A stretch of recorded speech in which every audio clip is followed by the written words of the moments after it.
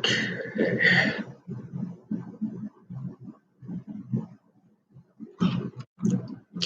Good evening or good day.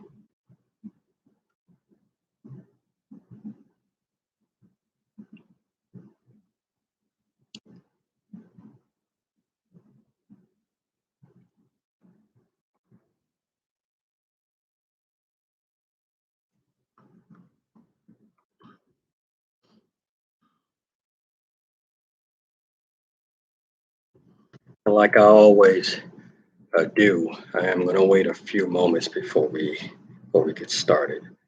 So I'm going to put my clock on and count things down. Clock. So let's do that.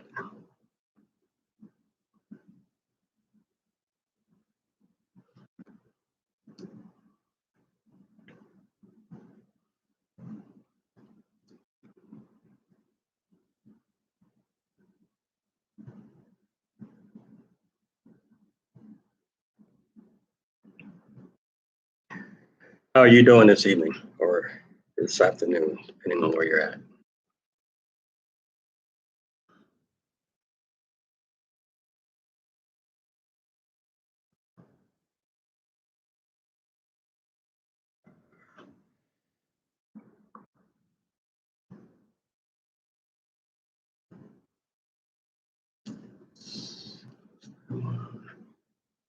This one over there.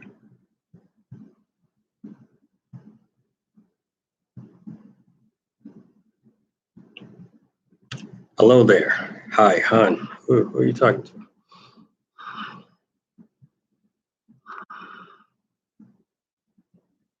When the person is this one. This one. You're good.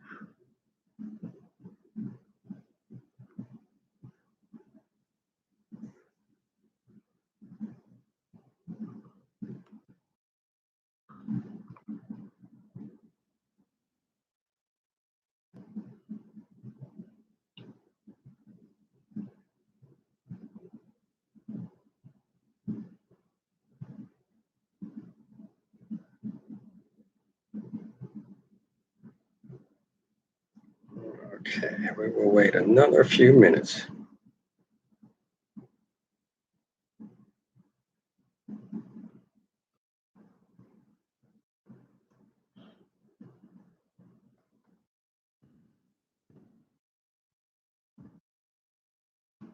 How are you all doing?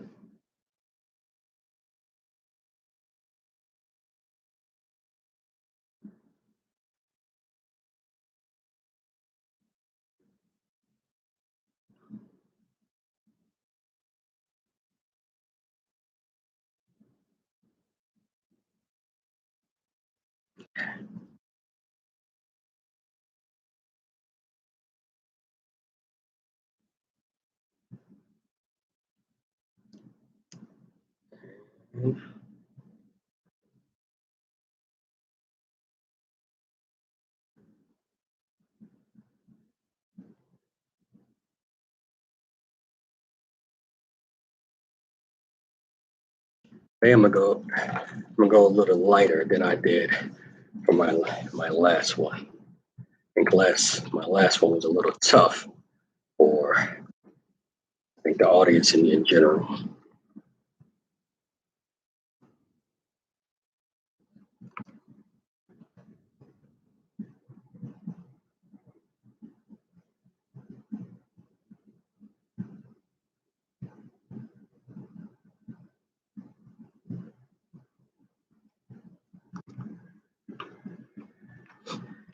Good evening or afternoon.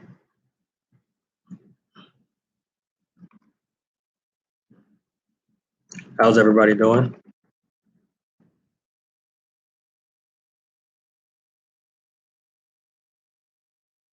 We'll wait another 2 minutes before we get started.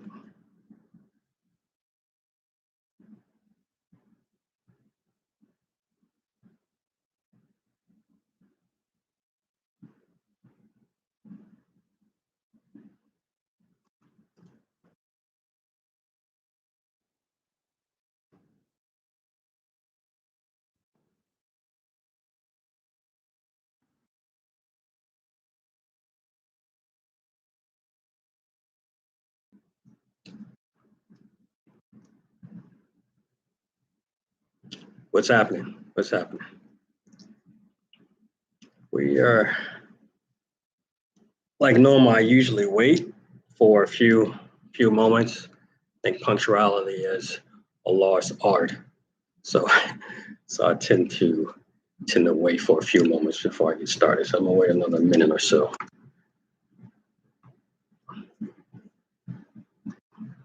And this one's gonna be a little different than my previous one because I think that was a little tough for people to participate in. It was more instructional, I think, or at least required more honesty, at least.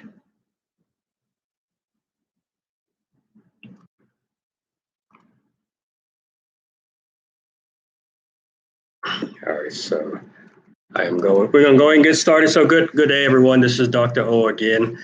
Thank you for those who are participating and who is watching, even those who are watching and aren't participating, ghost mode or whatever you're in. Make sure you hit that subscribe button and notification bell. I am going to switch it up a little bit from my last one.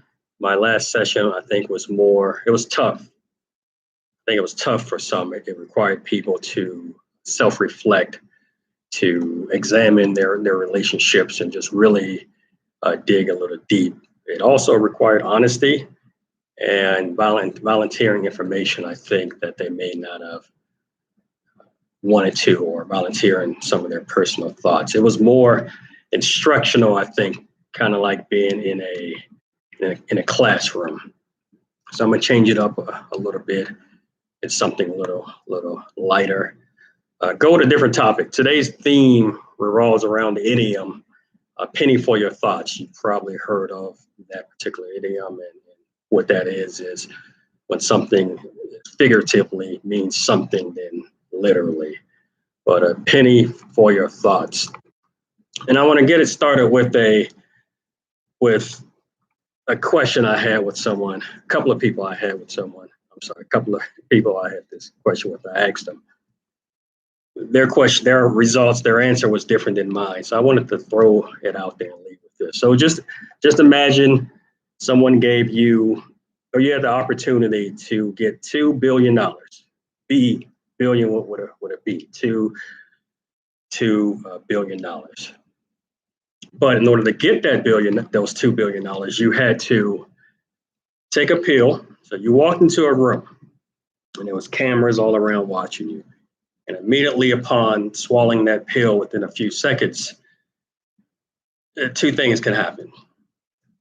One, you would either provide an account number for them to put your $2 billion in. Now, you would do that prior to taking the pill, but they would provide your account. You would give them your account number. The $2 billion would be in. But if you swallow the pill, you forget everybody that you ever knew that was close to you. Family, parents, your kids, close friends, everybody that was close to you. Those are the options. You walk in, before you take the pill, they say, okay, hey, just in case you do take the pill, we need your account number. And within seconds of taking it, $2 billion shows up in this account. And also at the same time, you forget everybody that you ever knew that's close to you, your kids, family, close friends. What would you do?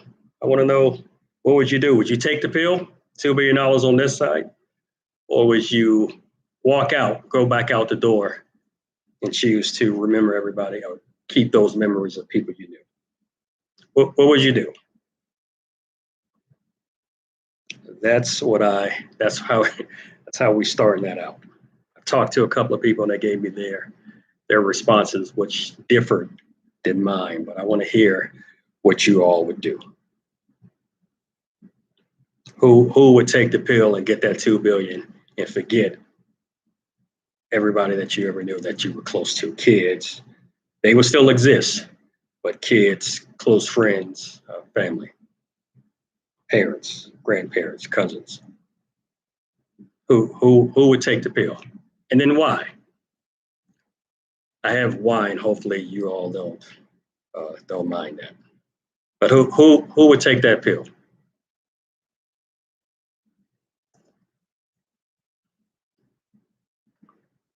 You say you're sold. Yep, right now.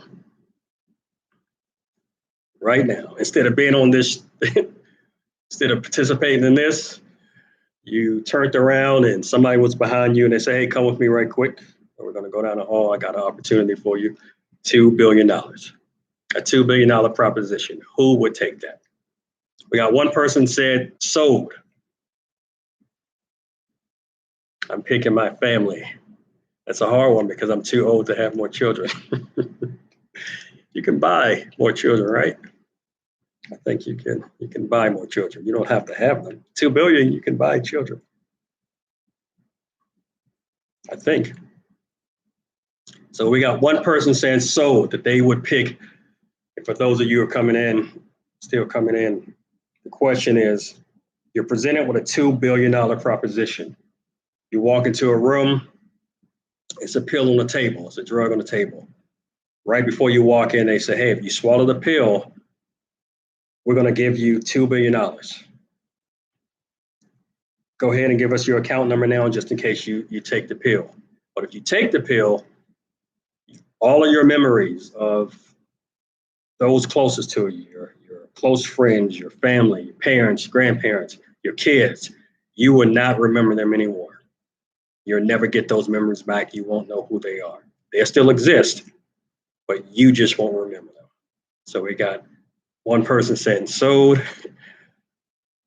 I would take it because of that window of time where I know that I have to forget my family. I would back out. So it is this thing. So just, I don't know, let it be no longer than a 10-second walk. So what, 10, 15, maybe 20 yards from them talking about it. So from them talking about it, they tell you it's a $2 billion proposition. We need your account number to give you the $2 billion. Once you give them the account number and they tell you that, they say, okay, here's the proposition. Let's say no more than 20 seconds are going to pass from, hey, all you got to do is walk over there, swallow that pill. Within a couple of seconds, you're going to get it.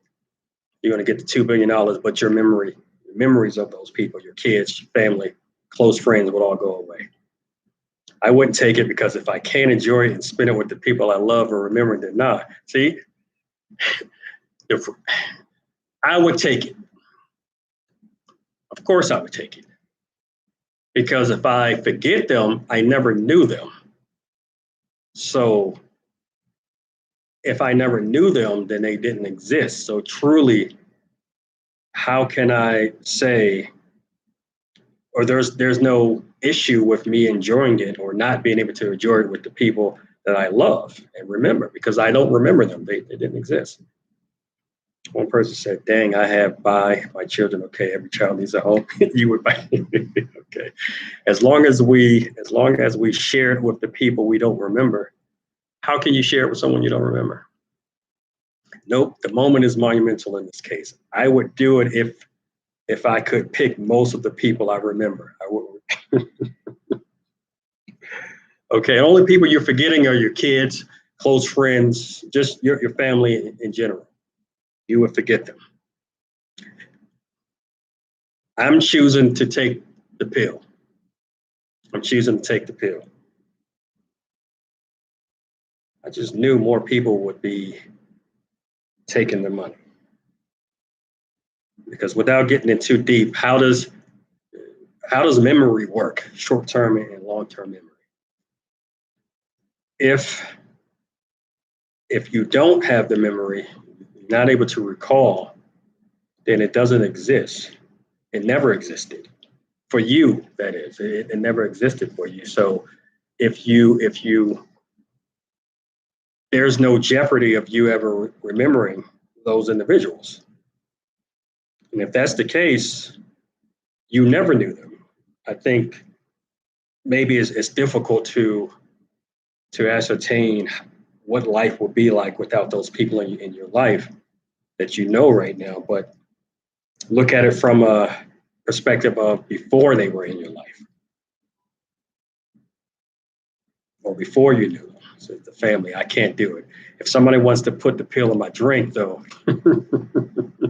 so you're not going to be upset if somebody slips the pill in your drink. The $2 billion pill, of course.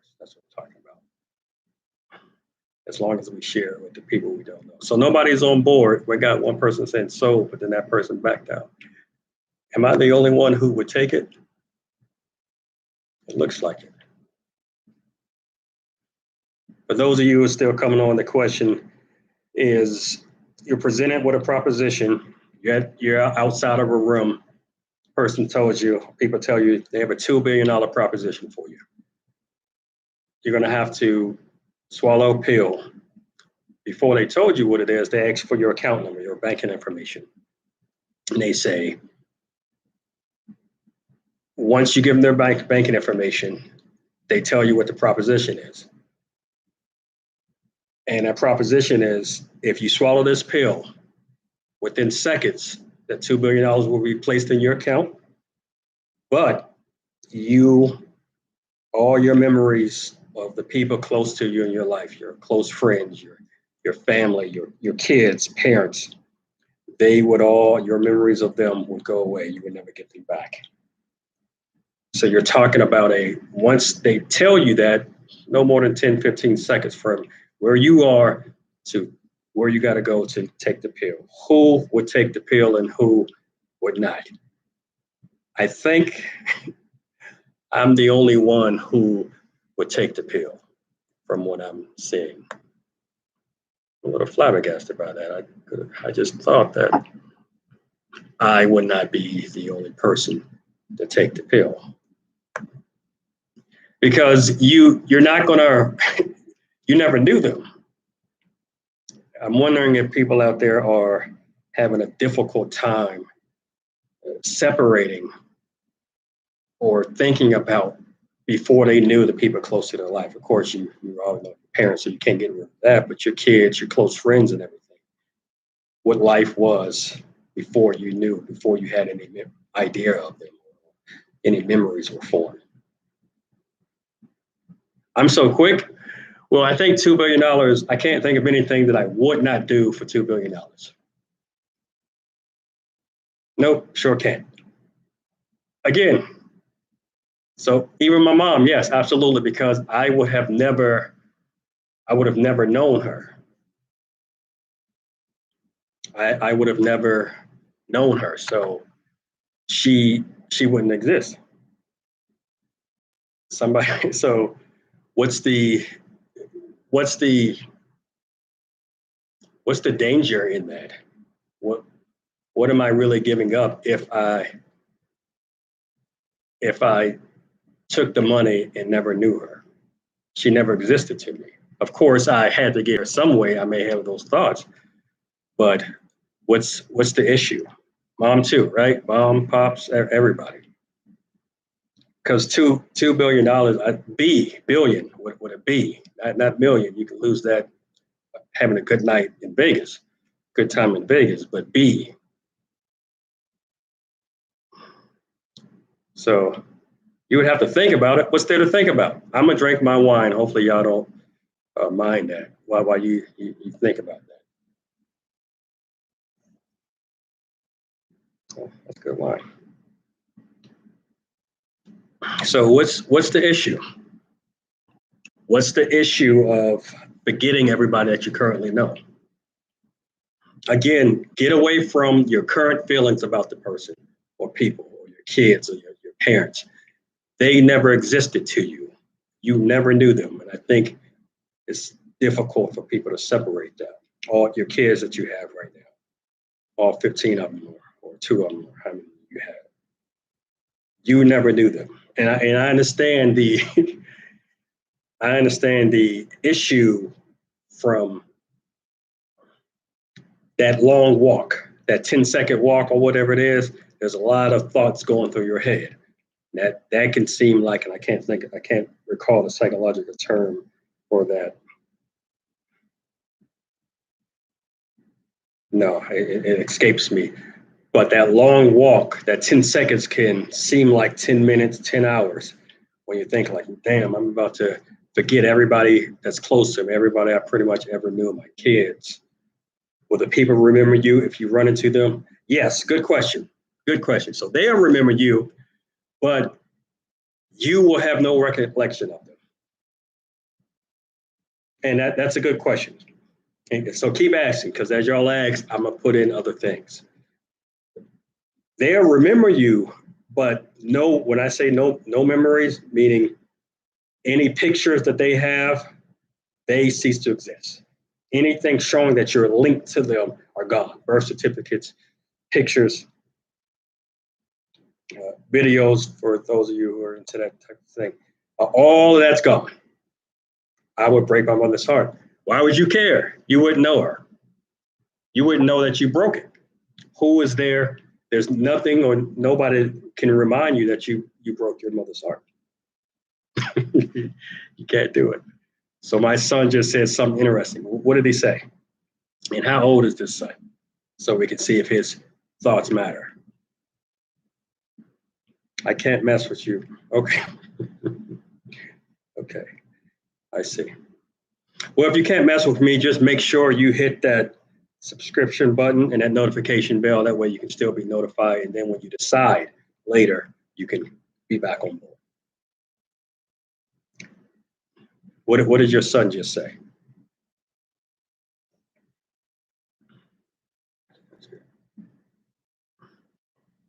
I can't be the only one. It's two of us.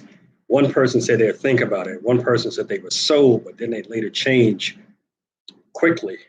One person said they'd think about it. So right now, I think I'm the only person. Okay, well, that's good. Well, thank you for still participating and watching.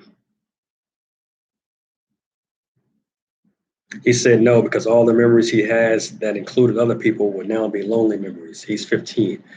Good point. That is something you may have to deal with. But I promise you, $2 billion is more than sufficient for you to make new memories. Hello. I'm drinking, it's a red wine. It's called Adessa, Addessa, I believe. It's what it's called. I don't really drink wine, but I came across this. It's a cheap wine. It can't be no more than $25 or so a bottle, but it's probably the best wine I've ever had. Normally, I drink a lot of water, and if I go to work out, I may drink something with some type of protein in it, but I just pretty much drink water, but that's what I'm drinking. So the question is, those who are coming on, who would take this proposition? Let me paint it for you. You're outside of a room and someone comes up to you and say, hey, I have a $2 billion proposition for you. First, give me your banking information. So just in case you take it, the money will be transferred to you immediately, within seconds. You take it, they tell you what it is, and this is what it is. You walk in this room, it's about 10-second walk away. You take the pill, we give you $2 billion. That's going to go into your account. But upon taking it, every memory that you have of anybody that's close to you, close friends, siblings, relatives, parents, your kids, close friends, all those memories would go away. They would cease to exist. You would never get them back. Proof of your existence in their life would also go away. So let's say they bumped into you, pictures, birth certificates, etc. Those things would go away. However, they would still remember you. So if they ever bumped into you, then they'd say, yes, you don't remember, I'm your dad, I'm your blah, blah, blah, et cetera, but you would never know those people as far as from a memory standpoint. Who would take the pill? Expensive doesn't always mean good. Correct, it doesn't always mean good. But my point is, this is a cheap wine and it's just as good, but expensive. You're right, I've come across some expensive wine that I didn't think was very good. But back to the question, who would take it? I had one person said they would think about it, quite a few who said no, they don't want to break their parents' heart, etc. I had one person who said yes, he quickly changed his mind. I think I'm the only one who said yes, they would take the pill. Because you got to look at it from, would I just lose the memory of people, or would I also lose skills and wisdom? No, just the people, your friends, your parents, close friends, parents, your siblings, your kids, All of that would go away, but you would have $2 billion. One person made a good point of he's young and he said he wouldn't take it because all the memories he have are with the people that are closest to him. And those are the memories that would go away. But he's a teenager. He doesn't know any better because $2 billion is a lot to, you can make new memories. And I can't think of anything that I would not do with $2 billion.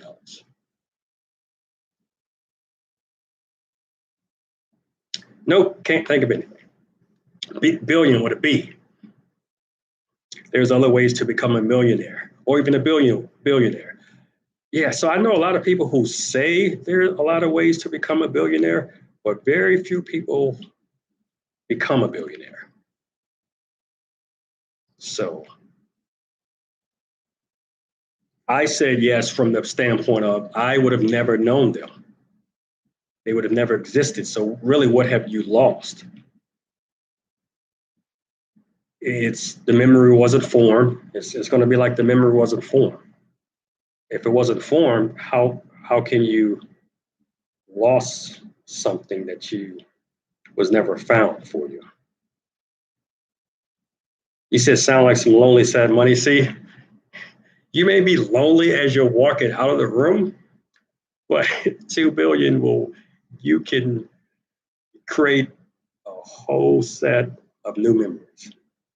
If I didn't take it, it would be because I would be leery of taking a pill from a stranger. All right, forget all of that. Forget the what ifs of it. Is it really, are they tricking me? And is the pill really going to do what it says? So leave that part out. You'll make new friends. Yep, you'll make new whatever you want to make. Absolutely. So who's with me? Who's with me in that they would take that pill, get the $2 billion and forget anybody you pretty much ever knew. Who's with me? Yes, see, I agree, T. You have new friends with their own money at that level. I take it. You could start over. I had this debate with someone recently, and that was my point. Now I'm in a different status. I'm on a different level. I am going to make new whatever it is. I'll have more kids, whatever the case. I can even buy some parents, right? Somebody adopt me in, right? Somebody will take that if that's what I'm in search for. So I have 2 people and nobody else would take it. You say, why is it sad? Why is that a sad thing? Because I would have never known them, right? So I think it's hard for people, I think, to disassociate themselves from the people who are closest to them in general. So like for me, I don't have any problems cutting friends out of my life or cutting people out of my life who have done me wrong. I don't have any problem with that. But I know people who will put up with a lot of things, they've gone through life, people have done them wrong. And not just from an abuse standpoint, mental, physical, emotional abuse, but just from using them a lot, taking advantage of their kindness and everything. They have problems letting those people go because of history, because of longevity. I'm not that person. So those people I expect, if they can't let go of people who are doing them wrong, I don't expect for them to be able to let go of people who they love and care for. But it's easy for me to do. So I'm on the side of the 2 billion. We spend half our lives trying to forget the deliberate and inadvertent trauma enemies and loved ones put on us. And it takes 20 to 30 years to get it out of your system and forgive it. It can take a long time. It can, I think. We're kind of going to a different topic, but how trauma impacts and influences decision-making, cognition and all of that. I don't want to get into all of that, but you're definitely right. It can take a long time trying to get it out of our system, to forget the situation, or more importantly, probably to forgive them, and, and still at a middle to low tax bracket, and I'm able to make a remark. That was a nice setup. Right, right. So take the pill. Anybody else? So it's two of us who would take the pill. Nobody else would take the pill. Thanks, T, for having my back with that. Yeah, absolutely, you have to take the pill. Sure, that 10-second, 15-second walk from you hearing what it is to you having to walk to take the pill, that part would suck. And the psychological term for that, it escapes me. It escapes me. But you get over that. What if your daughter come up to you like, "Daddy, Daddy," you're going to break her heart. Like, who is this little girl? What, I mean, who are you? Again, if I never knew you, you didn't exist to me. It would be like seeing a stranger. So I'm looking at this as this little girl might as well be a 50-year-old man or 50-year-old woman coming up to me saying the same thing. So I'm going to respond the same. Okay. All right. So, no. Let me back up to you. You must have missed that. They remember you, but the pictures, any proof of your connection is gone. So there will never be any type of DNA test, your birth certificate, all of that, the pictures, the videos. I know some of y'all like into making videos and stuff like that. They remember you, but you don't remember them. So yeah, you're right. Yeah. So somebody lost their kid. Who's this little girl coming up to me saying, kid, and it could, yeah, so kids get over that stuff. It can be tough, but who was this little girl coming up to me saying, Daddy, where you been and all that stuff? Right. I mean, if the mom was cute, hey, y'all can come with me, get on my jet, we can go talk. But no, I don't, I don't remember you, little boy or little girl. And that's how that would go. So T, are you still with me, even with hearing that they would remember you? Are you still with me? I appreciate you. So nobody else is going to jump on board before we move on to the next topic. Nobody else is going to take the 2 billion with a B. Nobody else is going to take a billion with a B. Think of all the things you can do.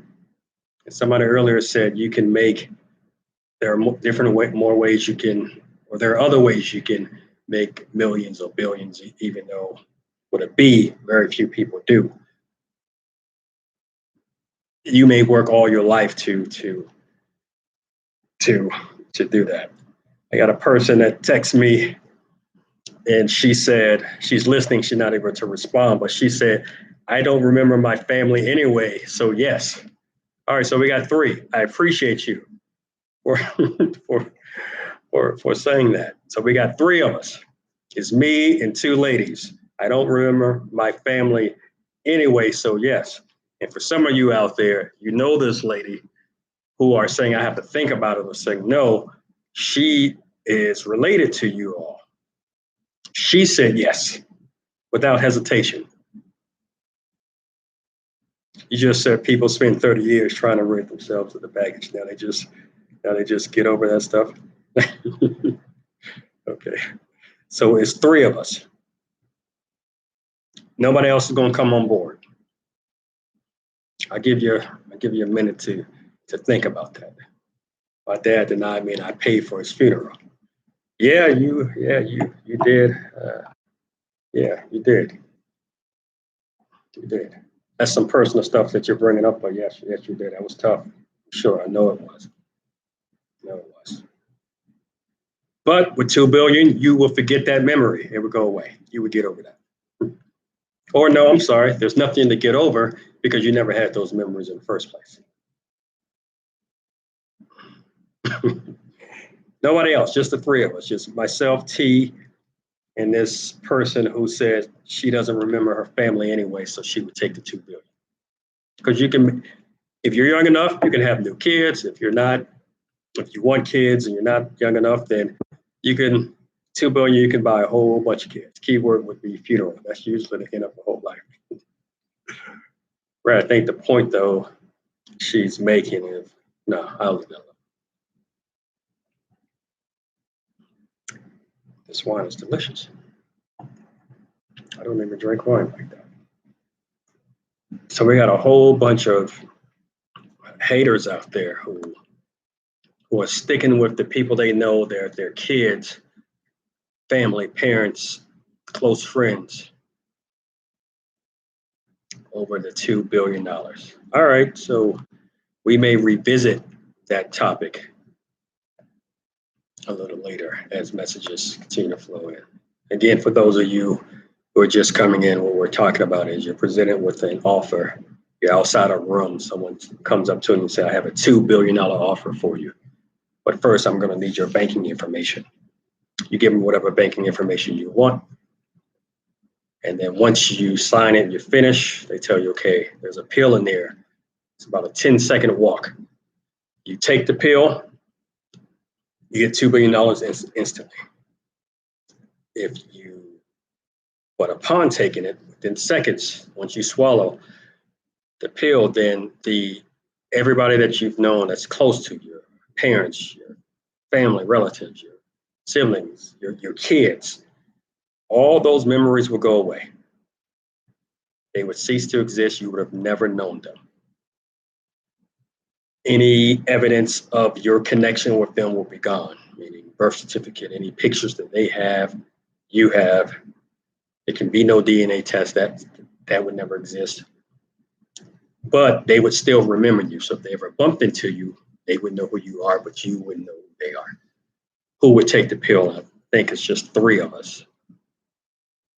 What if, as a parent, you make $30,000 a year and you can't afford to send your kids to college? But what if you take the pill and somehow that kid that was yours, you can now pay for them to go to school, fund their business, and be a mentor to them? At $30,000, you can't do any of that. All right, T. So that's getting to the point of you would have some type of memory of them. Now, if they found you some way, now with $2 billion, you're in a different stratosphere, right? So you may not be living in the same continent. But yes, you can do stuff like that. However, you wouldn't be doing it because of any memory that you had. You would just be doing it because that's the type of person that you are. So, all right. So my next question. So we may come back to that. Next question.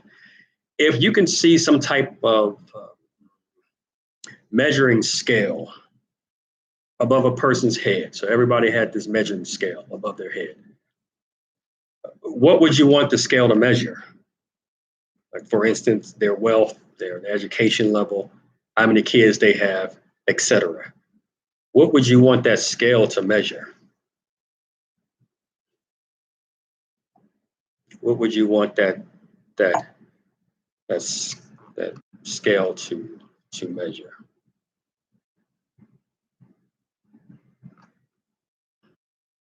I'm going to type that in.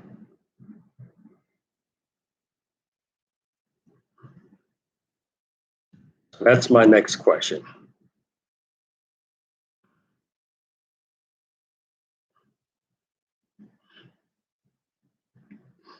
And I'm just going to see messages still coming in from the last topic. Enigma said, you're paying for kids you don't know go to college. Maybe she's a good Samaritan, or she's a servant, or philanthropist, or any number of things. But the next question, you could see some type of measuring scale over everybody's head. What would you want it to measure?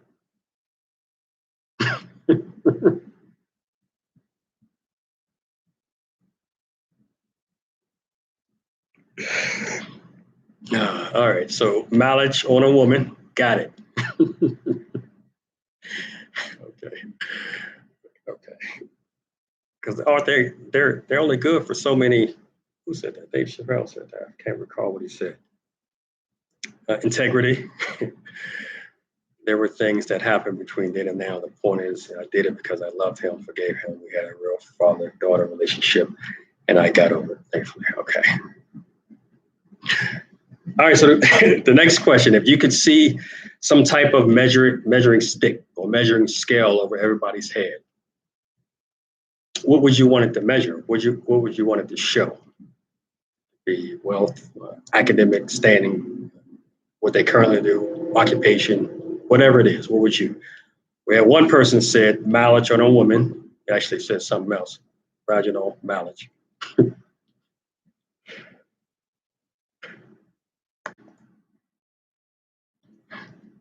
I don't know if he said that. That's funny. People with money fund scholarships and pay. Yeah, okay. These messages are still coming in from the previous one.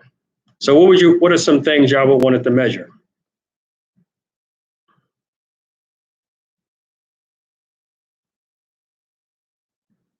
What are some things?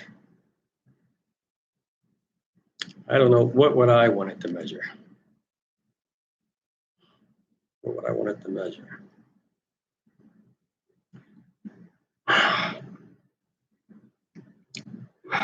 That's tough. I hadn't thought about it. I think probably intellect, because being a sapiosexual or someone who is attracted to intelligence. I think I would want it to measure that. Integrity is a good one. If a man wants to know a woman's mileage, women need to know the number and ages of his children and their mothers. Okay. I think for some of us, that can be a long list. We may run out of ink. But yes, that's a good one. Integrity and honesty and loyalty. All right. So we are talking, you provided multiple things. So let's just pick one. Character. In what regard?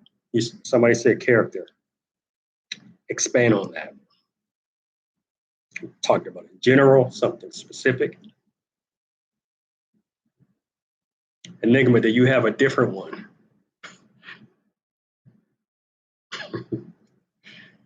That was a nice quote.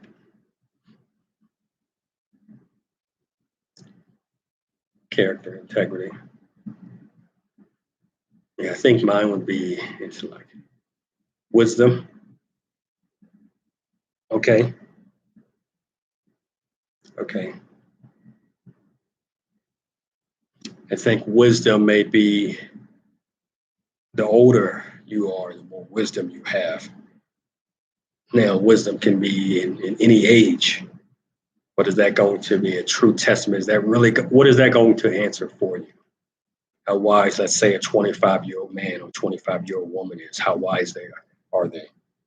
What is that going to answer for you when typically with wisdom, the younger you are, the less you have. So is that a true gauge? Is that a true measuring stick? You want to think of something else, or you're fine with wisdom?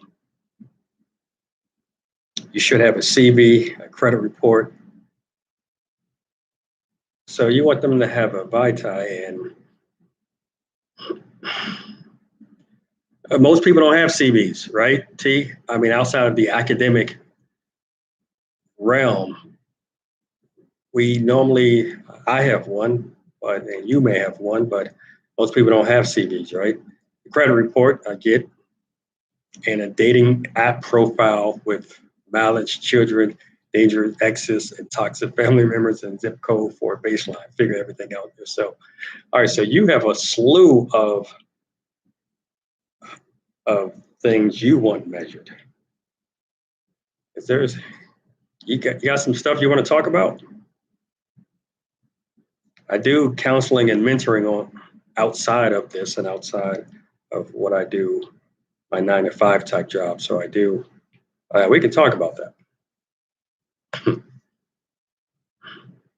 Intelligence is tricky. Everything doesn't need to be broken down. Wisdom is definitely a good one for me because I'm so intelligent that I do dumb stuff. So intelligence can be tricky, but is the intelligence tricky from the person who has it or the person who does not have it? Because those who have it, I don't know if it's tricky as opposed to those who don't have it and trying to understand at this level of the person who's intelligent versus down here who is not, who likes intelligence in a particular subject area. Goodwill would be a good one. Okay.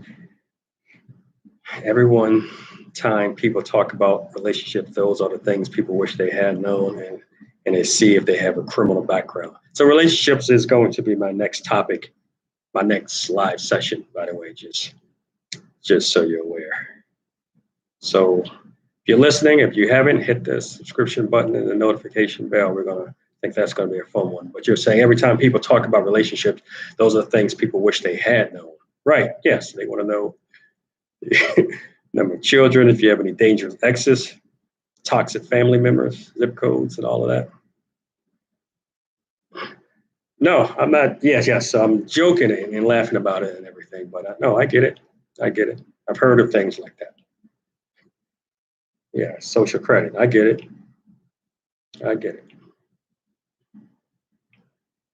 Man, that's going to cut down a lot of, or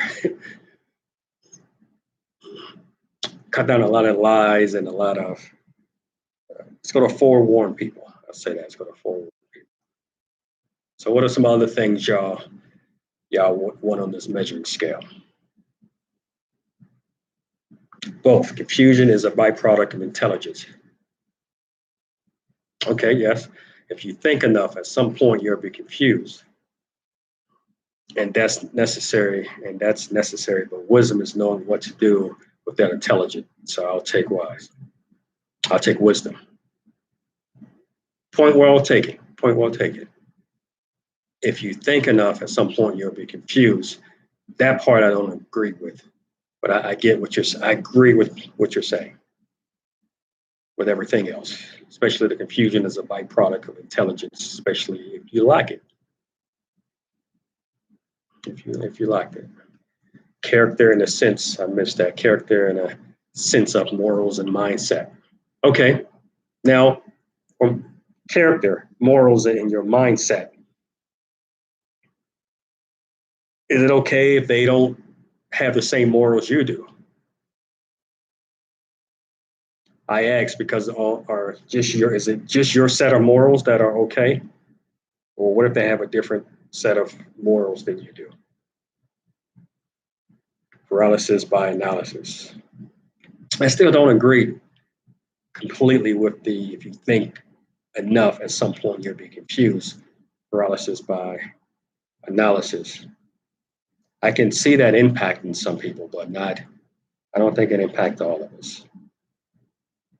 And I think for some, maybe it's the topic that you're on. If you don't have a good grasp and good understanding of the topic. All right, let me back up to you. So paralysis by analysis, I do agree with that. You can get stuck or kind of hit that paralysis state where you're not thinking of anything new. So you're not thinking of anything new. So in a sense, you're kind of stuck with the same thoughts. You're not confused, but you are stuck. There's no new information coming from you thinking. I agree with that, but the confusion is if you think enough, you'll be confused. I don't agree with that, but I do like the paralysis by analysis at that point. All right, so next question. Kind of switching gears. Would you, I'm gonna type it in. Would you ever have a threesome with the person you're with, provided you're in love with this person, not just a fling of yours? You're married to the person, engaged, or serious relationship. Would you ever have a threesome with that person and someone else? So that person you're going to spend your life with, or you want to, would you ever have a threesome with that person?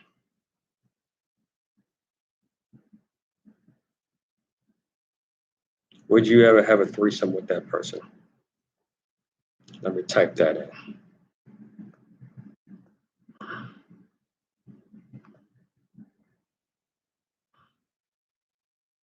Somebody came back and said no.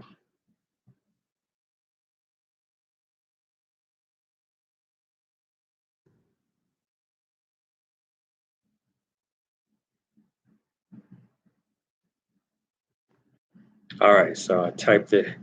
I typed it in. One person said no.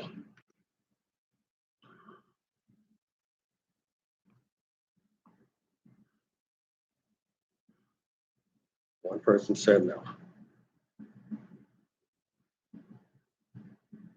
Who says yes?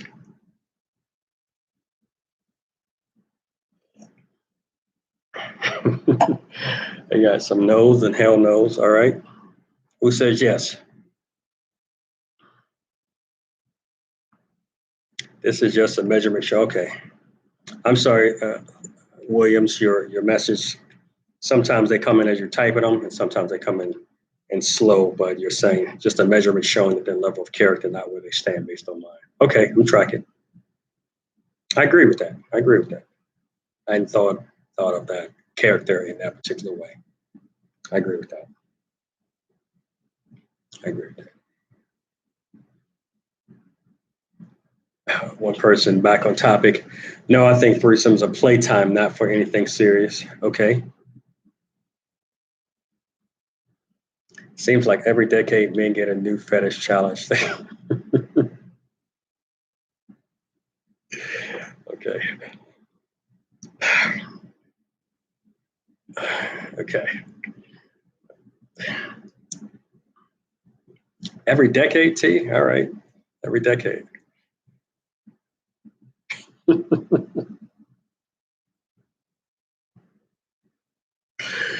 Okay. Okay. Every decade. Okay. Why does it have to be men pushing that on their women, on women?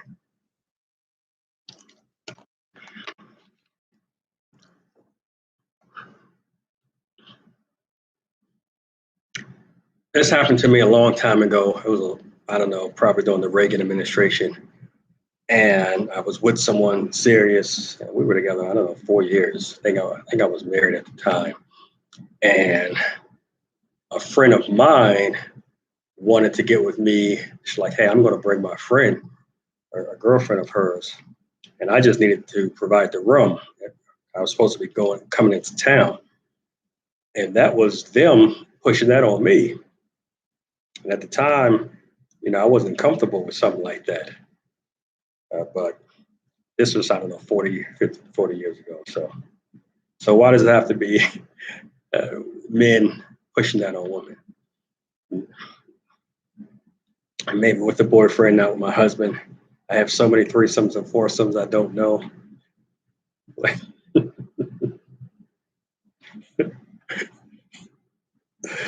Okay, so, well, thank you.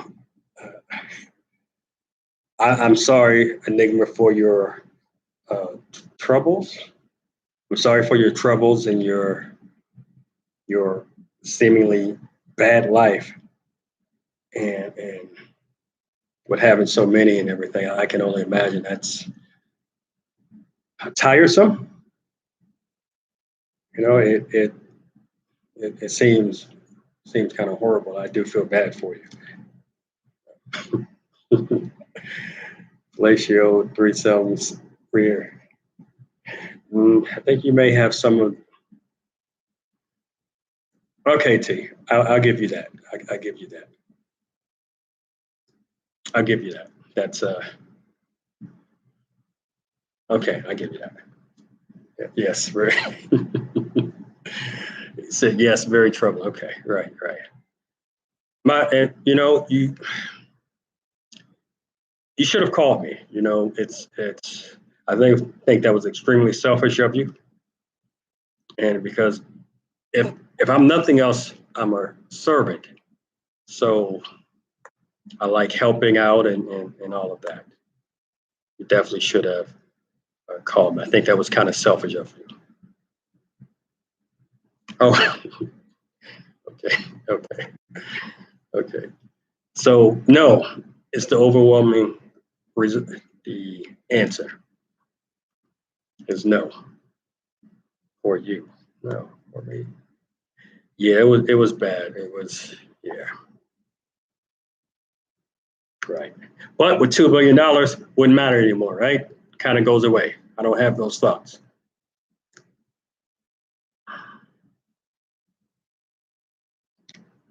Right. Yeah. So that's the word Samaritan. I think I use servant, but Samaritan, I love it better.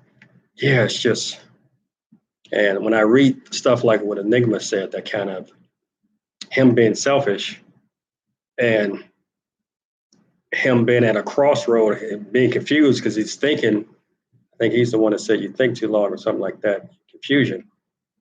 I would have loved to been there for for him.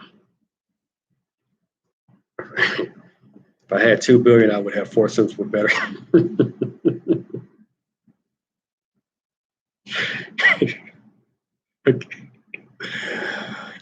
Yes, right.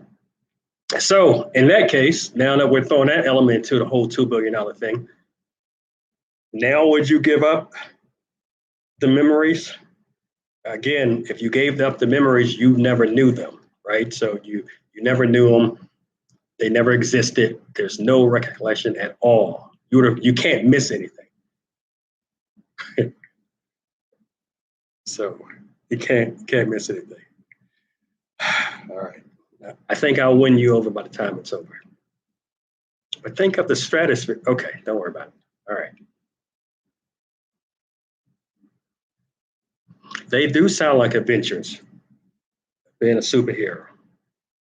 But it sounds like he's confused and he's had so many and that he's confused by and he probably would have liked some help. And that's where the Samaritan and me would have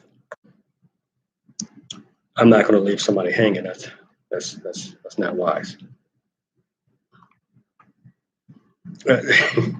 So and we'll come back to that as we need. So can a man be a good next question? I'm gonna type this in. Can a man be a good man or a woman? No, I'll leave it to men. Can a man be a good man even if he cheats? A man be a good man even if he cheats. Somebody asked me this question before. Yeah, you should have called me. That selfishness. Selfishness. I know you were raised better than that. The woman you're having these adventures with come forward to a pack, I guess you would be tired. Right. So yeah, he would be tired. And that's why he's saying, I don't know, because he's thinking about all the times he's been tired. Here's the next question.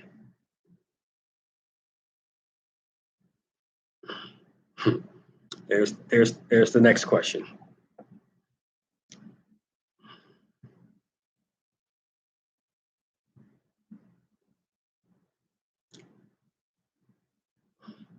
We're still on the last topic. I'm sorry, the messages are coming in slow.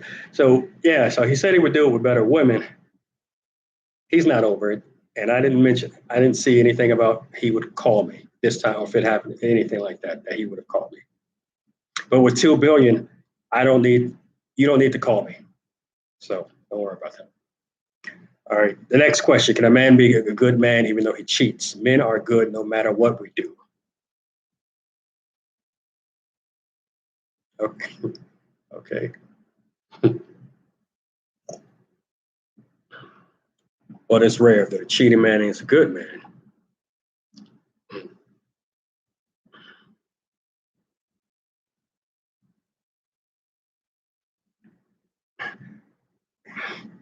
So T, you say it's rare.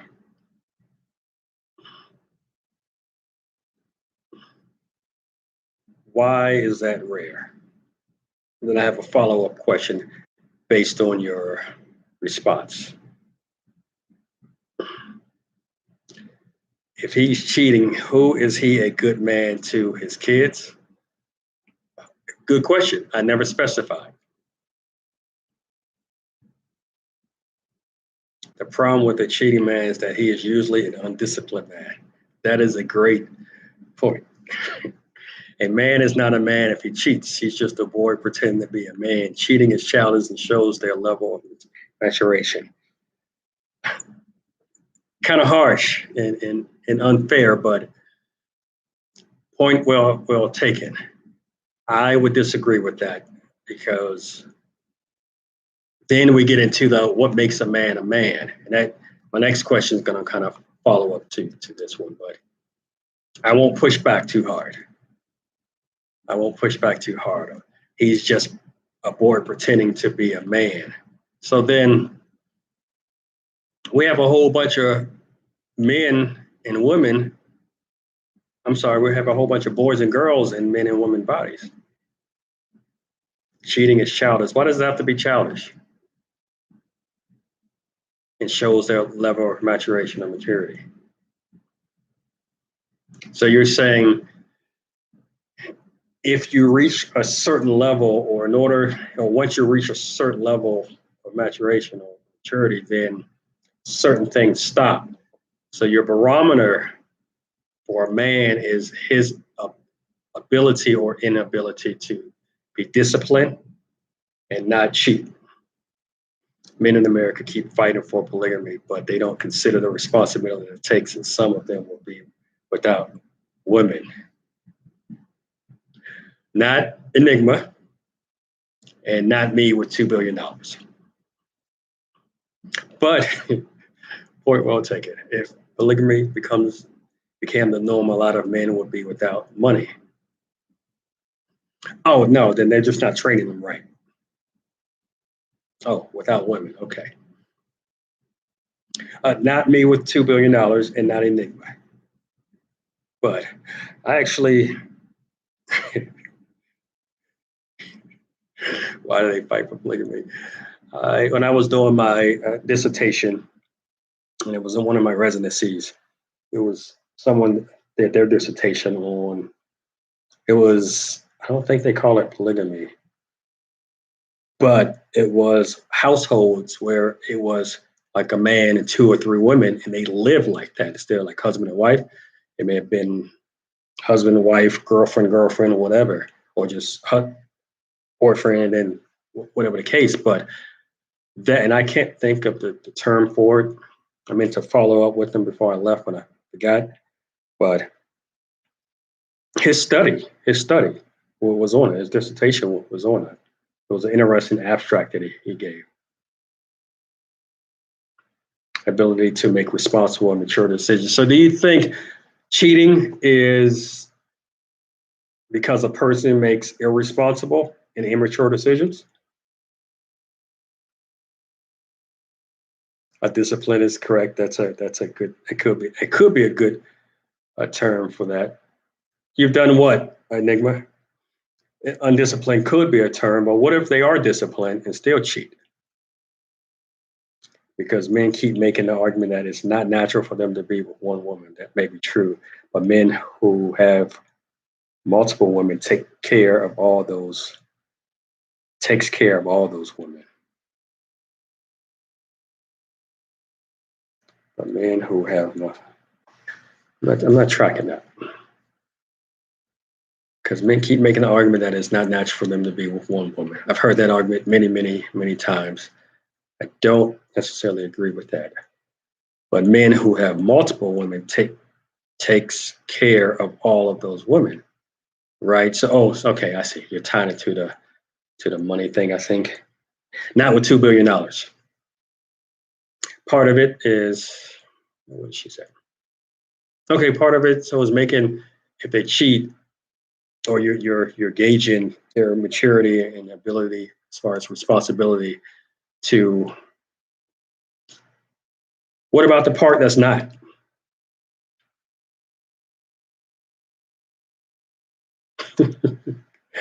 Okay, why fight it? You can just do it and everybody else can go fornicate with themselves. I've had several girlfriends in the same house. I remember, well, I don't know if I can put your business out. So there's a time I want to put your business out, but I need you to say yes to it first before I put your business out. And it has to do with that particular statement. Enigma, you've had several girlfriends in the same house. It's a very funny story, and I desperately want to say it, but I won't.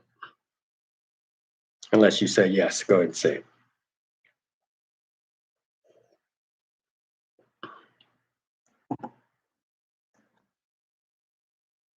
But I need you to say the words yes, go ahead and say it. If not, I won't know what you're talking about. Again, the question is, can a man be a good man even though he cheats?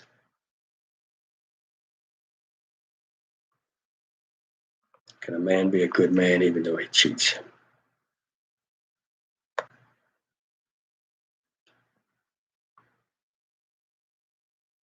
All right, great. So, all right. Okay, so you've had several girlfriends in the same house. So I recall coming over to that house, and I came in the house and there was a girl sitting on the couch, right? So I went upstairs. I forgot who I was coming to visit. So I went up and I'm like, "Who is this girl?" I'm at my family's house, family and friend's house, and I don't know. The girl sitting there. She's just sitting on the couch. I mean, patient. She's just sitting there patiently too, just kind of just feet crossed, hands crossed, and just sitting there waiting. I don't even know if I don't know if I spoke to her or not. But anyway, I walked past her. I come up the stairs and everything, and come up the stairs, and you make a left. There's a room right next to that room. There's another room. So I'm talking to some people, and then I don't know, 4 or 5 minutes later, the room, and I'm kind of I'm in the hallway and in the room, mainly in the room, but one of my foot is out the door. And I don't know, 5, 10 minutes after I'm there, I'm in that room talking. It's like 3 or 4 of us in there talking.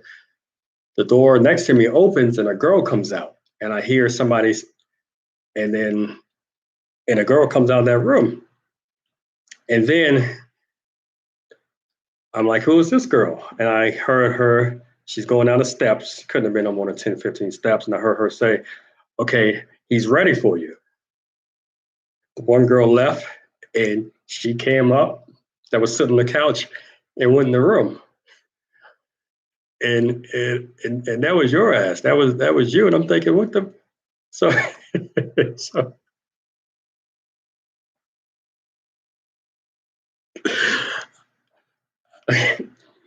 so this girl, she was sitting on the couch, knowing that he's upstairs in the room with somebody else, waiting patiently. And she had to be there for a good half an hour, I was told. But waiting patiently while the other girls in the room, knowing that somebody's downstairs waiting for her to be done, she goes downstairs and says, "Hey, he's ready." Oh, that was so funny. I'll never forget that. I'll never forget that. Never, ever forget that. That's what took place. Yes. Because I was shocked. And I laugh at anything. I couldn't even laugh. I felt bad. I felt bad and sorry for the girl that was sitting there because she wasn't moving, like she was ordered not to move, like it was a coming to America type thing. She was ordered not to move because I peeked down there from time to time. She was in the same spot, just looking straight. And I asked the people in the room, like, "Who is that?" I was like, "Oh, they waiting for him." And so I'm thinking maybe you're in the shower or something like that. And nope. Girl came out, walked down the steps like, "Oh, he's ready for you." She left, waited for her to leave, came right upstairs, closed the door. I said, "All right, it's time for me to go. I know how to take a hint." But but back on topic. Can a man be a good man if he cheats, even though he cheats? And that had to be, wow, that was, I don't know, 15, maybe 10, 15 years ago. But I'll never forget that. unless I take that 2 billion and then of course, I forget that. But I would hope that that memory stays.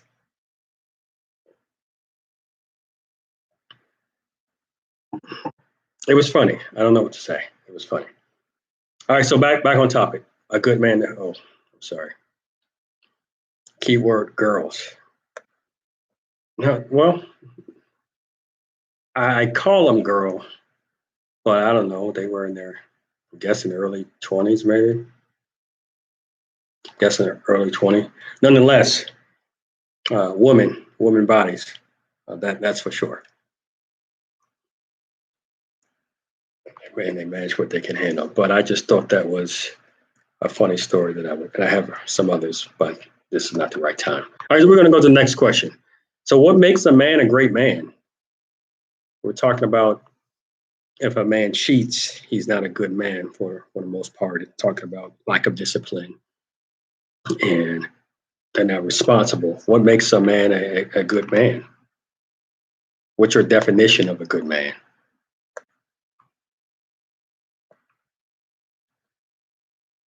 What's your definition of a good man?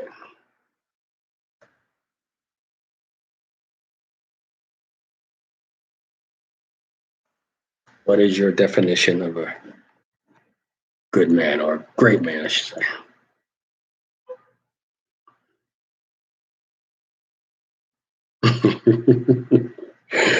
Yeah, that's funny. That's a funny story. That's a funny story. I don't know. I don't know if you recall that because since you've had so many, but I do. I do. Yep, I had a black shirt on and everything. I remember thinking why she didn't say anything. I don't know if you ordered her not to speak to another person or what, but she didn't say anything. A great man is a man who leaves a mark. Okay, explain. What makes a man a great man? A great man is a man who leaves a mark. Explain.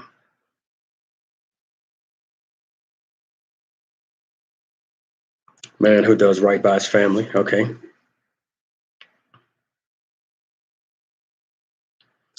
If a person who's doing right, or at what point does doing something wrong nullify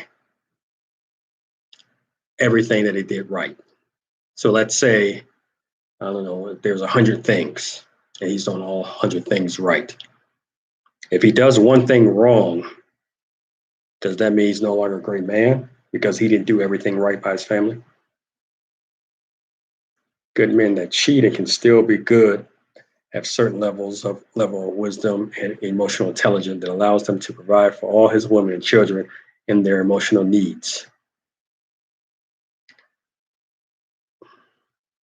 I think I want to put that. I think that should be on a wall somewhere, T. That was a good point. And I think Enigma will second that. Yes. And T, you're a woman, correct? Because that sounds like something a man would say. And when he is making decisions about himself, he does with keen self-awareness of his ability and what he needs to do. I applaud you. Is there an applaud button on this? Another thing. Maybe somewhere. I think that's it. I can't tell. Maybe that's it. Anyway, I applaud you.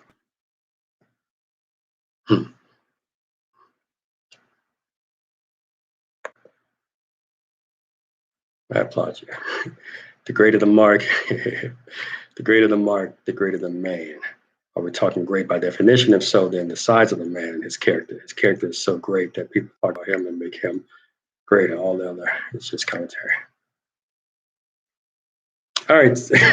So you don't know any woman that would fight a man who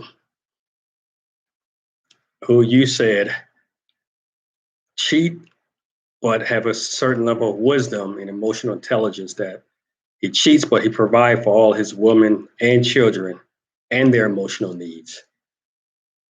You don't know of any woman who would fight a man like that. When a man is like that, his women get along. Okay. The question is, what makes a man a great man? When a man is like that, his woman get along. It should be that way, T, but it's not. It's not for some of us, right? But for one person, we know they do get along. They'll wait patiently on the couch, knowing that their guy is upstairs with another woman, and they'll wait patiently. And the person in the room, upon leaving, and say, "Okay, hey, it's your turn. He's ready for you." So everybody don't have it like that, like one person on this session. I know women that would fight him, but I should approximately. But I know approximately zero that should. Okay, just go ahead and kick me. Okay, well, yeah, let me find a little king because that was a funny story. Do you remember that? I can't find the little king me thing. I don't know if you recall that. I don't know who I was coming to visit, but I did not expect to see that at all. But then I talked to some, I guess it happened multiple times because you did it. And that's what I was about to say. They say, oh, yeah, he's always on stuff. Or they always hear just, I don't know what's going on. So, so that was a frequent occurrence, I guess. But you have to have women who have that mindset. That's good. Good point. So the woman has to be okay with that. They have to be okay. Like, yeah, I know he's messing around, but he take care of me. That's a good point. A man that believes in himself is wise, strong, yet gentle, fair, and is respected by other men. He's intelligent, open-minded, and in control of himself, has a mind of his own. Okay. You're describing me, T. How well do you know me? Yeah, everybody got a story or five like that about me. Yeah, okay. Yeah. Well, I know I got quite a few stories. Make sure you hit that subscription button and notification bell. My next topic it is going to be on relationships. But getting back to this, what makes a man a great man? All right, so if she's cool with sharing you, then that's fine, but don't get with someone who's not okay with sharing you and then lie about it. No, fair point. Fair point. He has values that is women can support and raise their children that way. They can then work together and support a legacy for protection and continued wealth. Takes a village, some say. Agree, Letitia. Yeah, so Letitia, you make a great point. You make a great point, and then lie about it. I think that's the part for some, the whole lying about it. Like me, when I lie, I try to be as honest as possible, but sometimes I can't be honest. All right, let's flip it. What makes a woman a great woman? So, are you laughing at my statement? Try to be as honest as possible. I lie. Because it's only right? Honestly lying. Yeah, I like that. What makes a woman a great woman?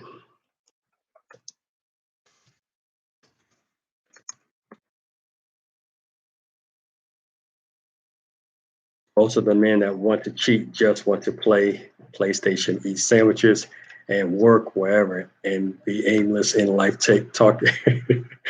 Life taking about talking about men who cheat, talking about men cheat. That's funny. All right, so you're saying there are different levels. You are still on what makes a man a great man. You're talking about there are different kinds of cheaters. You've got some cheaters who just want to sit around, they don't want to do anything, but more like self-fulfillment. It's all about them eating. I want to play PlayStation, watch TV. I don't want to do anything. But then you have others who are go-getters, motivated, six-figure, whatever the case, and they're taking care of everything and everyone. Okay. Yes, I'm sorry, y'all. Some of these messages just come in right away, others come in slow. Did you say when you lie, you try to be honest? No, I didn't say that. I said when I lie, I try to be as honest as possible. I try to be as honest as possible when I lie. Yes. So that's what I said.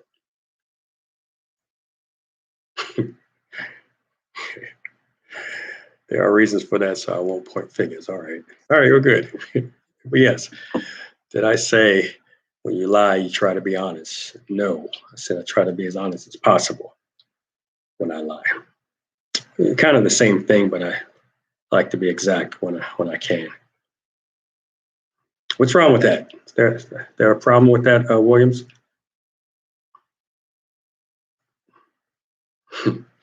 What makes a woman a great woman is her ability to support a great man.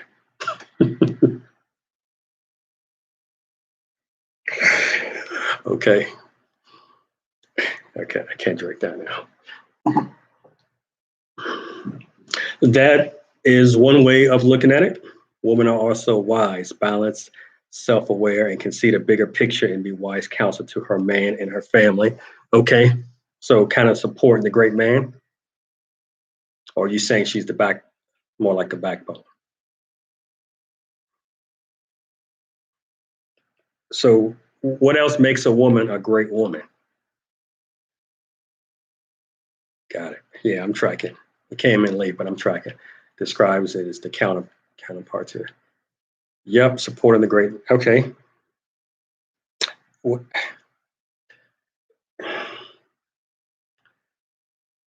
If a woman puts up, no, I don't want to say that. She is a complement to the strength of her male counterpart. What if he doesn't have strength? What if he doesn't have strength?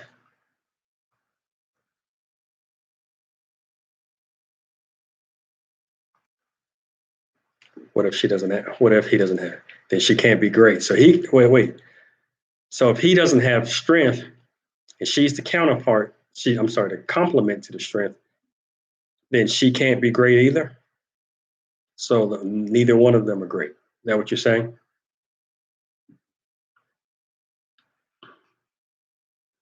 In a balanced relationship, there is no higher or lower. They're equal in value and complementary to what they bring to the table. And some of this is going to be on my next one, but the whole balance thing, that's a very iffy and subjective thing because on one hand, women want men. They have these standards for what a man is, what a great man is, and if it's making a certain amount of money, a certain height, a certain weight,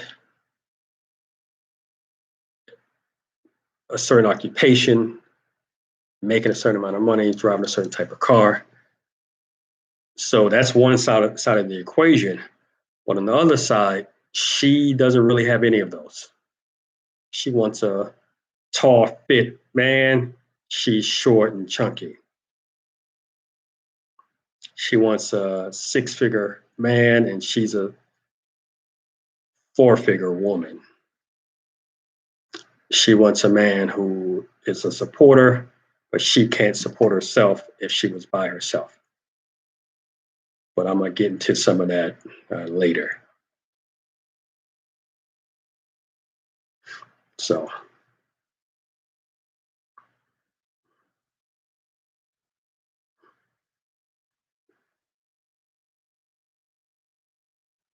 the same thing that makes a man a great man.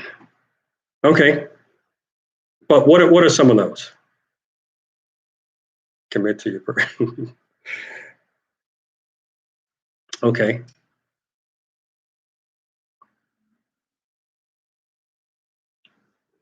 So self-aware man is a strong man. Yeah, you're right. I agree. And I meant to comment on this. So everyone has strength, even if it's a different level, a different degree of strength. Like mine is more of I think, being able to step into any conversation and play off of it. So I can step into any conversation, regardless of topic, and play off of that. But I can also put on the poker role, right? Where I can say things like I say in here, such as when I lie, I try to be as honest as possible. You don't know if I'm telling the truth or not. Now I'm saying it for the purposes of this session to get people talking, but I don't actually feel that way. So those are some of my strengths. We all have strengths, even if it's not seen as a strength in the eyes of other people.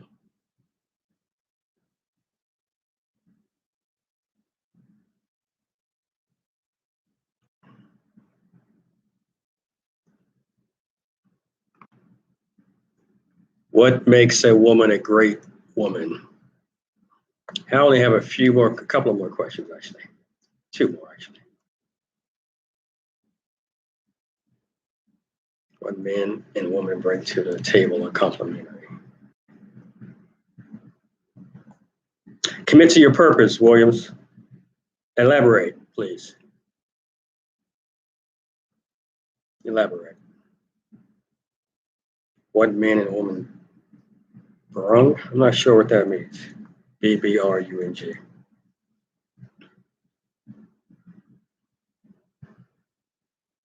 I'm not sure what you're saying.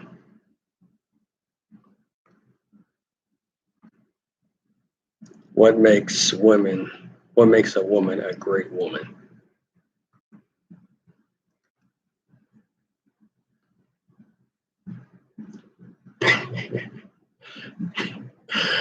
Okay, got it. Got it.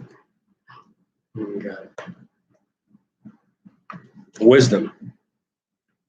Are there things that would make one a great person but not the other sex? So, like nurturing, for example, that's kind of, you hear that more from a woman's perspective, woman characteristic than a man. But are there any traits that will make one, or that's really for one sex over the other?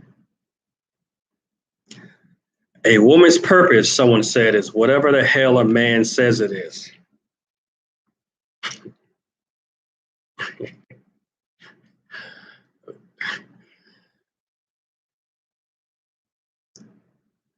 Who agrees with who agrees with that? A woman's purpose is whatever the hell a man says it is. Who agree with that? I'm still waiting on Williams to comment on commit to your purpose. A woman that supports her husband and takes care of her household and family. A man is out in the world in his masculinity, protecting his home front. The woman has the time and space to organize the resources he's gained. Okay. Okay.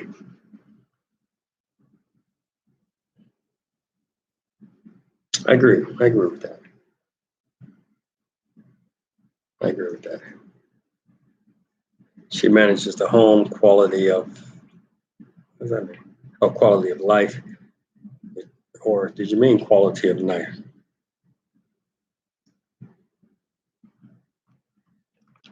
Quality of life. Okay.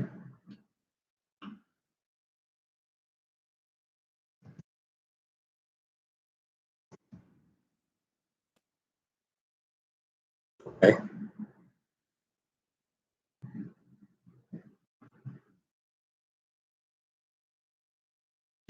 Let's see, Proverbs 16. I actually agree with you. Good stuff. Proverbs 16:9. Isn't that about the Lord establishing his steps, but the man like plans it or something like that? I can't recall exactly, but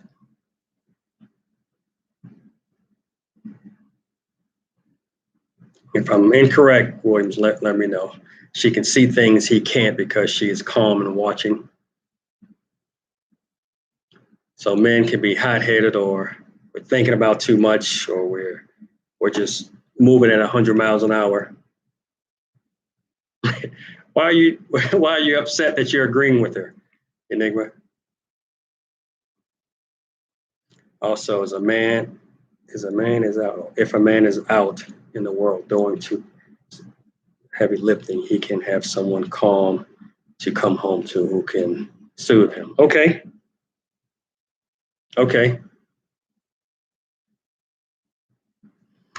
The problem with today is both men and women are out in the world and they both come home wound up. And so that leads me to probably my last set of questions, which is about roles and gender roles. Are they good to have? Are gender roles good to have? Or should roles be gender neutral? Let me type that in.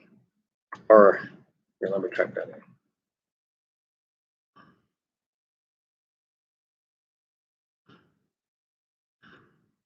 Let me type that in. So we're talking about gender roles.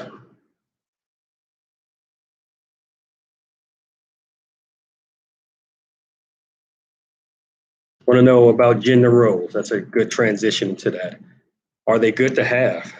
Or should they be gender neutral?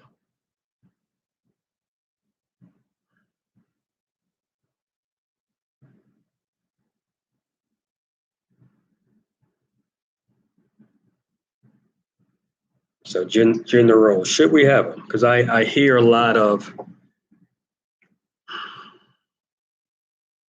just over the years in counseling people, counseling couples, and just dealing with family and more so friends,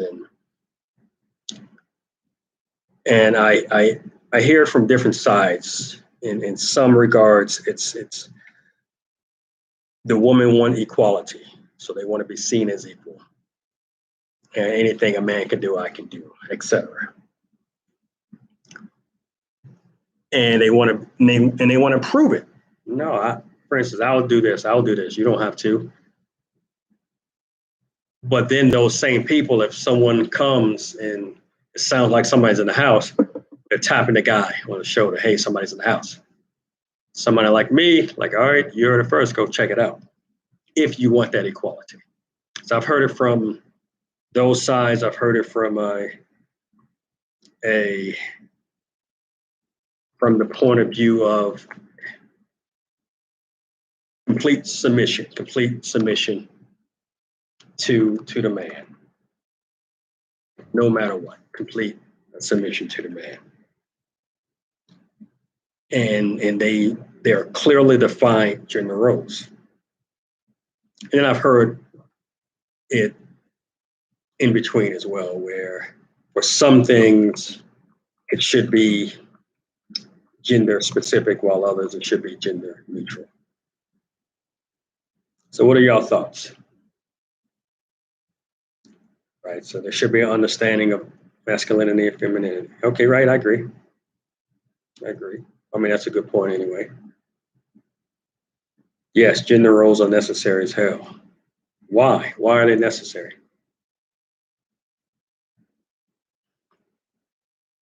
Why are they necessary?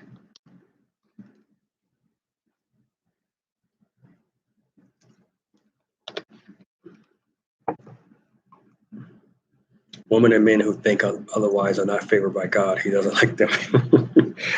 Okay.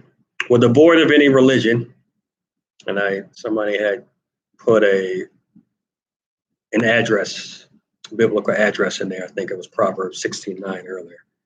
So void of any religion. Why? The fight that we are having is about value.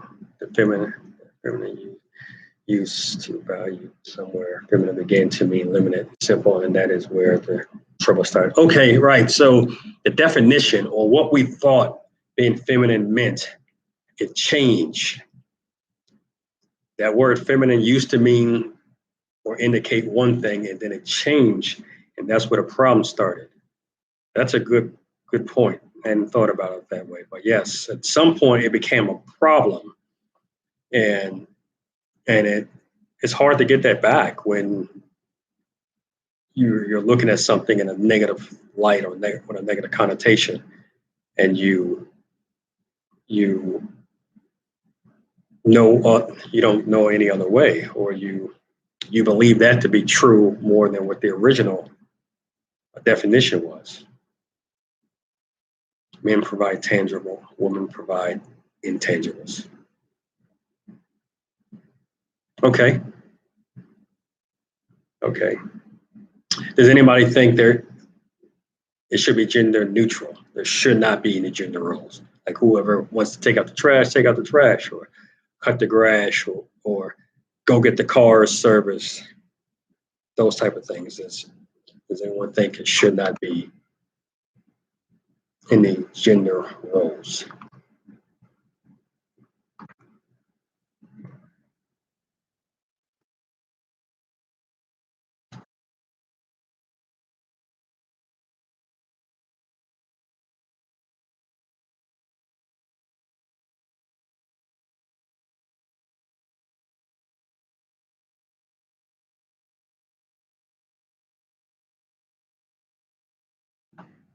It's So it's easy to value money and things you can see, but people took the soothing nature and wisdom of the feminine for granted, and they began to be disrespectful. They're disrespecting and we lost it. How do we get that back, T? How do we get that back? Or can we?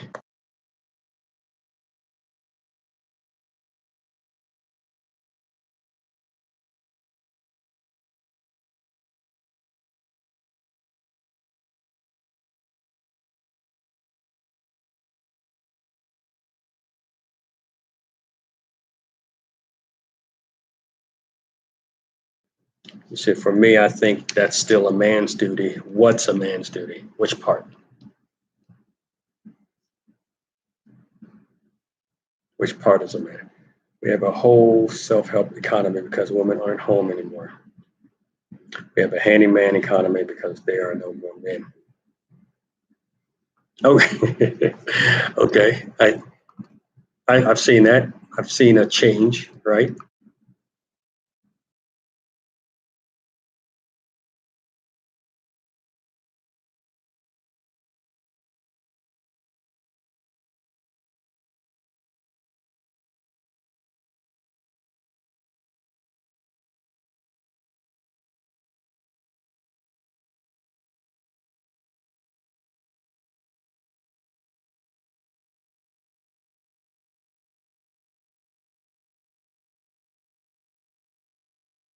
So who else thinks as far as gender roles? Do we have anybody who think there should not be or there should be no gender roles, that everything is gender neutral? So for any work, how do we get I don't know. Yep. So I don't know either. And that's just one, of course, subjects where we or terms where it used to mean one thing, but now it's defined as something else, and it's looked at.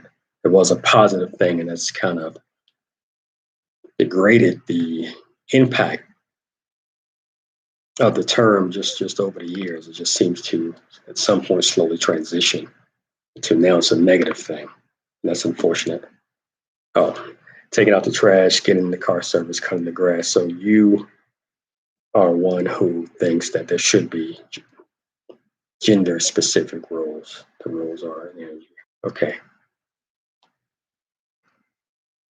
Anything else y'all want to talk about? I think I'm gonna end things there. Anything else y'all want to talk about?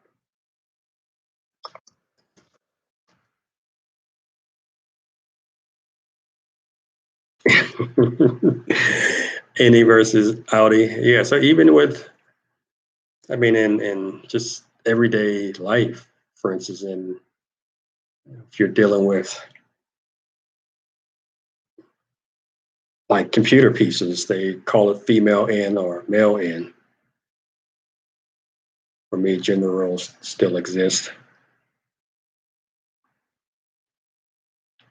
I do think that we need gender specific roles, but that's me.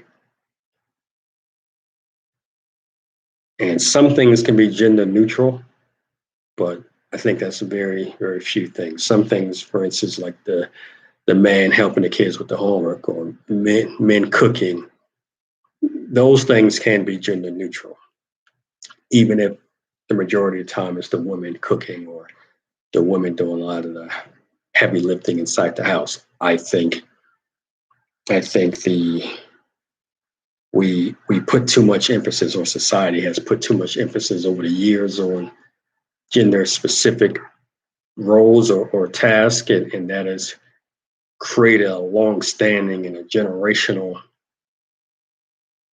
belief system, and that is passed on down and down.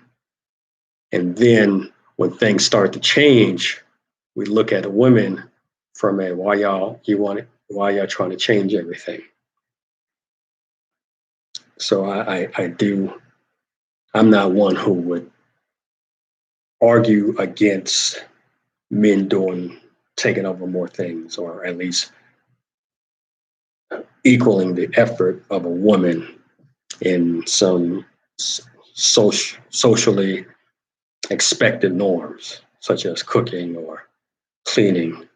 I know I've seen relationships where she's around cleaning and everything. The guy is just sitting on the couch with his feet propped up, drinking a beer, watching TV, and she's going around. She's cleaning bathrooms and kitchen and all that stuff. And I'm just sitting like, hey, it's not my place to say anything, but I'm thinking, dude, this is your. You're supposed to be the head, and you're supposed to be the head. And I think they were religious. Yeah, they were religious. So you're supposed to be the head, and you have God, man, woman, and you're supposed to be the head, and you're supposed to treat her like God treats you. Then something's not adding up here. Something's not adding up here.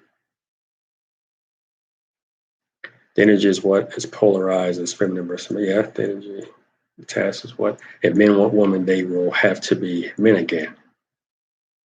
Save that for my next one. Save that statement for my next topic. So we're going to talk about my relationship. So I'm going to end things there. We all have. I'll say this: we all have differences of opinions on things, life, circumstances, belief systems, what drives us, motivates us, inspires us. All of that's based on the summation of things we have experienced in life, right?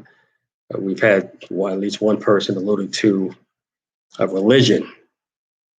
I think they gave an address or scripture as it's known. And that seemed to at least impact that person to some degree on their cognitive processing of information, how they make decisions and live their life, while others are not as candid. And you would think they are in the streets all day long, every day, all day. So we all are different, and the whole judging a book by its cover thing, I think, applies here, because while we can take away, or we can get an idea of what makes up a person on the inside by some of the things they say,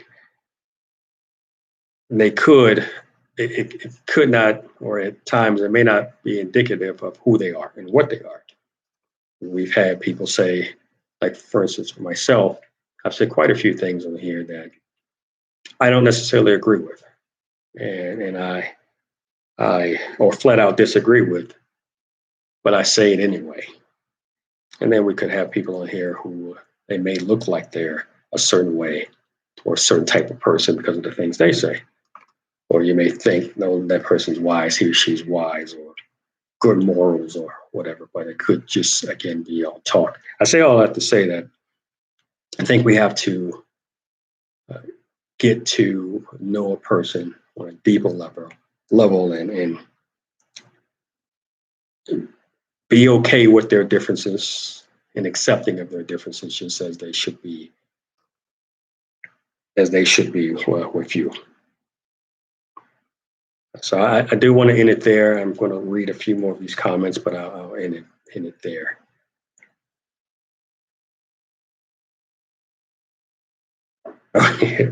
You have a lot to say.